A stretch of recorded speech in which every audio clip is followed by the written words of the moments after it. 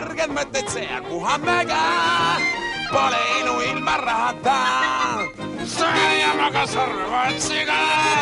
Ega enam muud ei taha. Raha võim on suur ja igavene. Elu lühikene, raha pikk. Kell on vähe või on natukene. Sellel puudub helge. Sellel puudub helge tulevik. Tere õhtust!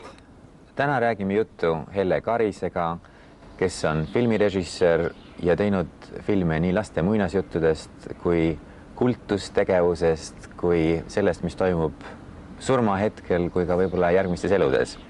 Ütle mulle, Helle, kuidas sinu režissööri töö üldse algas ja kus tekkis see temaatika, mille vastu sa huvi tunned? No režissööri töö algust määratleda on väga raske, sellepärast, et ma olen niisugune klassikalise saatusega inimene, et ma kasvasin üles teatris ja seal kogu see tähelepanu keskpunktis oli näitleja ja mäng ja muusika ja tants ja selles mõttes nagu perekond nagu võimaldas mulle selle niisuguse sisseelamise. Aga film sai alguse televisioonist. Ma olin 18-aastane, kui läksin tööle televisiooni, Eesti Televisiooni. Ja teine põhjus on muidugi muinasjutt. Sest ma nagu lapsepõlves ei tulnud ka selles mõttes välja, et muinasjutt jäigi nagu minu kõige tähtsamaks lugemisvaraks. Sellepärast, et ma leidsin endale seal niisugused pilte ja sümboleid ja kujundeid ja väga tähtsad sõnumid, mis tunduvad niimoodi igikestvad olevat ka niisuguses suures kunstis või kirjanduses või ükskõik milles. Et tundub, et niimoodi, et esialgu ta nagu lapselikult ja lihtsalt, aga siis hiljem sa näed, et see sama mängureegel kehtib igasuguses kunstilises kultuuris.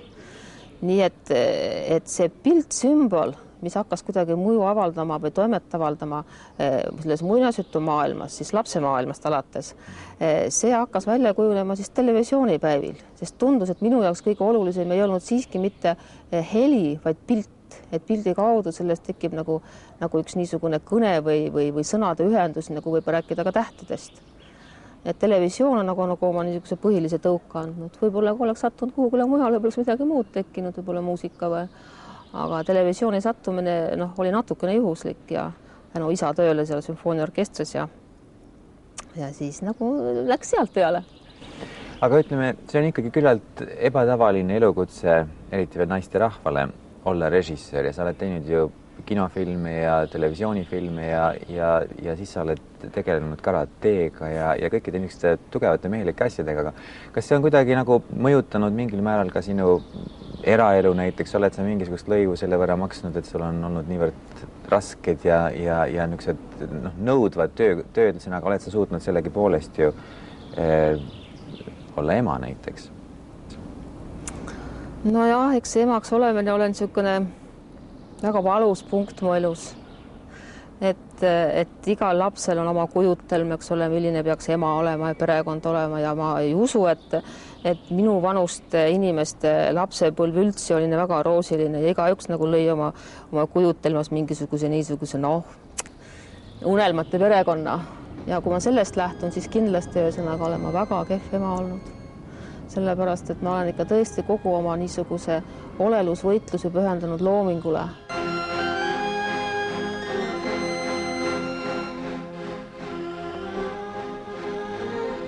Kallis õde Eliise, meie sinu vennad, oleme päeval luiged. Igal hommikul, kui päike tõuseb, lendame lindudena taeva alla. Igal õhtul, kui päike loojub, muutume jälle inimesteks. Kui me loojanguks maa peale ei jõua, siis hukkume.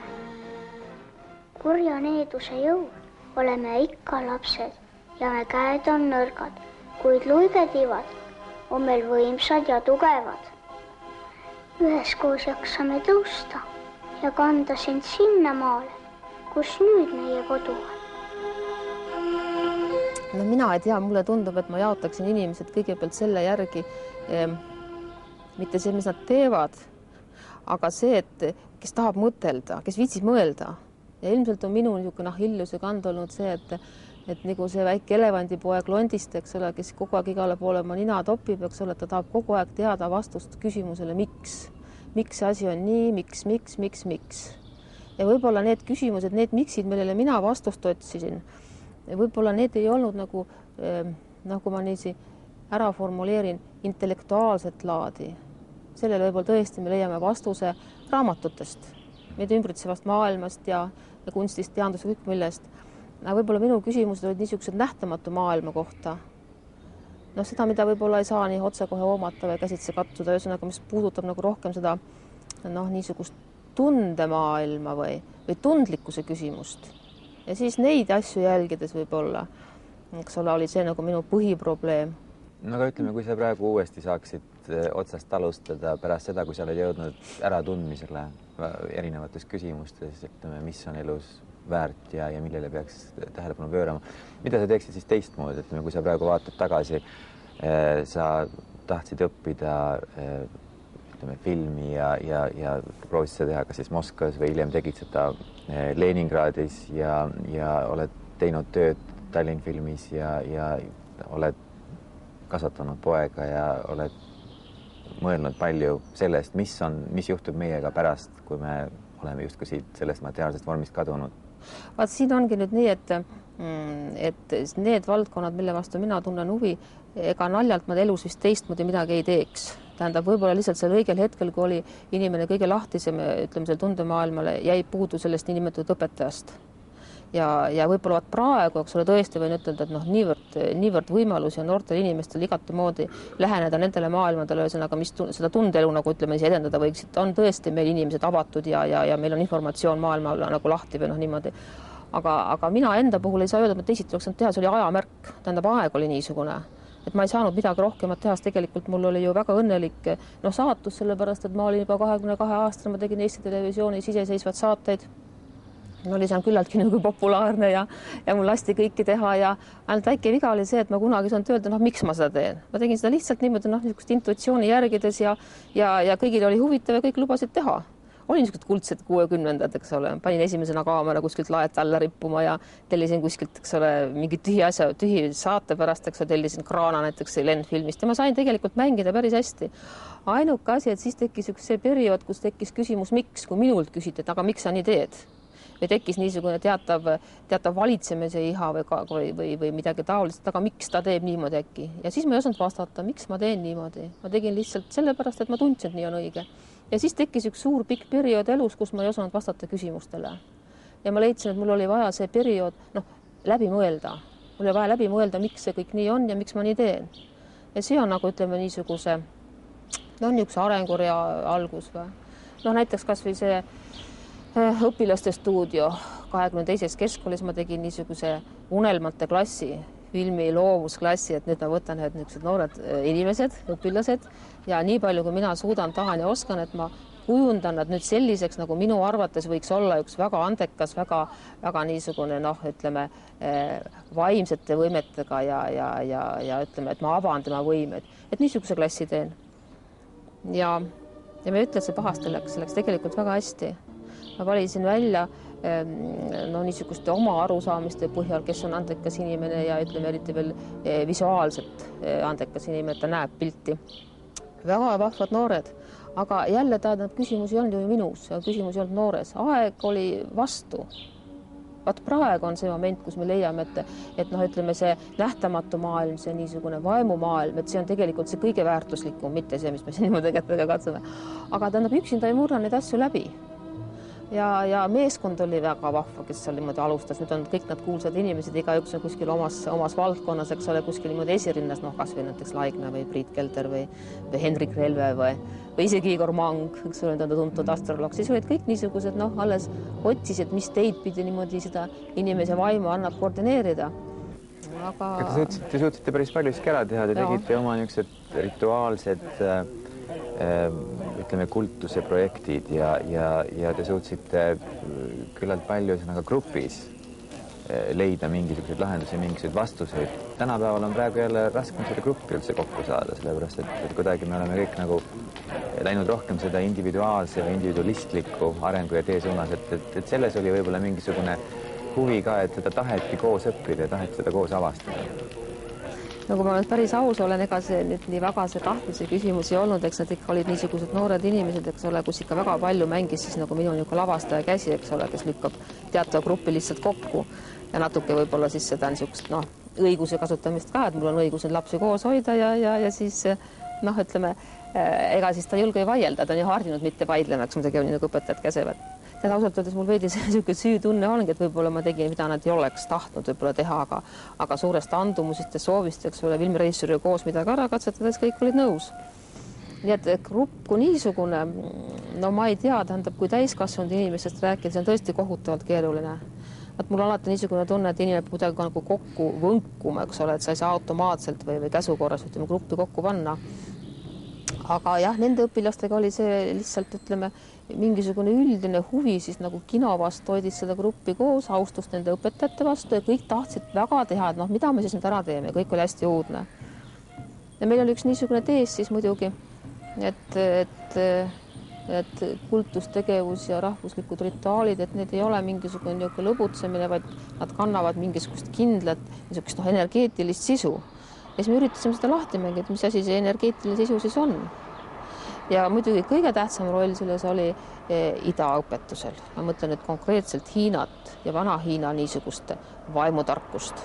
Ja selle niisugune viljeleja on meil olnud, eks ole, ikkagi Priit Kelder, kes kannab musta vööd ja on väga tugev karatekas ja ka samal väga tugev pedagoog.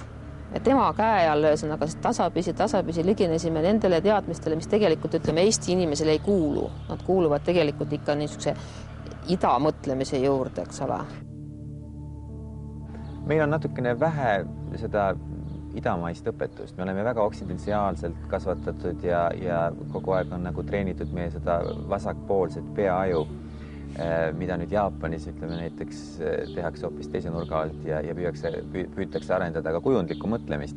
Kui palju sinu enda arengus ja tähendab koolipäevades ja kasvatuses on olnud mingisugused niisuguseid mõjusid? See on nüüd raske küsimus. Koolipäevilt mina ei ütle, et mul mingisugust mõjusi oleks. Tähendab, lapsepõlvest ainukene niisugune kindel mõjusfäär oli Steineri õpetus. Sellega ma alustasin 16-aastaselt. Ja hästi nii 16-aastaselt nagu sai praktiliselt kõik tast läbi loetud, oli niisugune rühm. Aga minu enese jaoks on kõige olulisem olnud ikkagi siis hiinalik mõtlemine. Sellepärast, et näiteks kui sa küsiks minu käest praegu, et kas ma olen kristlane, eks ole näiteks, siis ma jätaks selle küsimuse võlgu, sest ma ei ole selles küsimuses, ütleme, eriti kaugele mõtlemisega jõudnud, sest ma olen tohutult, ütleme, selles mõttes lapsemeelne, et nii kui mulle midagi peale sunnitakse vägisi, siis ma silmpilkselt pööran, eks ole, selja või lähen ära, eks ole. Ja paraku ma tunnen pidevalt, eks ole, et mind üritatakse, eks ole, kuhugile haarata ja mulle siia koputatakse uksele ja tuuakse mingisugust kirjandust ja ka vägisi öeldakse, et kui sa ikka nii ei mõtle, et siis see kõik muu on, eks ole, vale, aga vaat see on õige. Et selles mõttes ma olen äärmiselt ja sügavuti selle hiinaliku kasvatuse poolt, et sa pead ise tohutult palju käima mööda uksi ja koputama, eks ole, küll ühele, küll teisele ja jälle tagasi tulema, enne kui see uks ees avaneb. Keegi ei oota sind kuskil avatud lävelega ja ütle, tule ja võta. See on nii suur enesetöö, eks ole, mis sa pead tegema, et selle õige ukse leiad ja õige õpetaja, kes siis soostub just nimelt sulle selle ukse lahti tegema, eks ole. Ja kõik on vabatahtlik. See on inimese arengurida ja seda ei saa keegi peale sundida. No, kus see sinul alguse on saanud? Sa ei ole ju tegelikult Hiina vanemate laps, eks ole. Kas see on möödunud elust või on see kuskilt mujalt? Kuidas seda seletad? Tead, ma ei oska seda seletada. Aga tähendab tahtmine korrapära ja mingi süsteemsuse järgi, vaat seda ma räägingi, et see on muinasjuttudest peale, seal on täiesti kindel süsteemsuse korrapära. Aga päris selge on ka, et Hiina vastu on mingi seletamatu huvi olnud tõesti lapsest saadik. Mul on siiamaale alles oma lapsepõlve muinasjutu raamat, see Hiina muinasjutud, eks ole. Ja see tundus nii teistmoodi olevat. Tähendab, ma absoluutselt ei eita, tähendab Eesti muinasjuttu. Ma isegi ütlen, et minu jaoks kõige tugevam side ongi Hiina ja Eesti muinasjuttude vahel. Need on väga, väga sarnased. Aga mina lapsepõlve niimoodi eraldi, kui nüüd praegu rääkida, et kas ma kuhugi olen arenenud või kuhugi olen jõudnud, siis ikka karate läbi. Ikka selle konkreetse praktilise metoodika läbi, mis võimaldab sul hakata mõtlema iseenese nende nähtamatute jõudude üle, sest nüüd ei ole kellegile ju saladus, eks ole, et siis karatees tõesti ei ole niisugust käsikähmust, et keegi nüüd rusika kedagi lööb. Et seal on teised jõud ju mängus. nii et see ei ole ainult füüsiline tegevus, tal on ikkagi hoopis mingite muude energiavormidega samuti ja tähendab. Kui me räägime füüsilistest vormidest, siis Euroopa on ju, või ütleme, kogu muu maailm on tõesti, ütleme, füüsiliste vormide nimel spordiga tegelenud ju meeletult. Mis on tohutud rahad, mis pannakse spordi alla ja tõesti üksikud inimesed võivad siis meeletult suuri kõrgusi hüpata ja ära joosta ja kõik niimoodi. Noh, aga teisest küljest vaadatuna siis, kui inimesel on ühed võimed, tähendab füüsilised võimed, siis tähendab, on see teine see nähtamatu maailm. Järelikult on seal ka kindlasti niisugused võimed, mida saab ka treenida. Aga ilmselt ei ole meil siis seda metoodikat.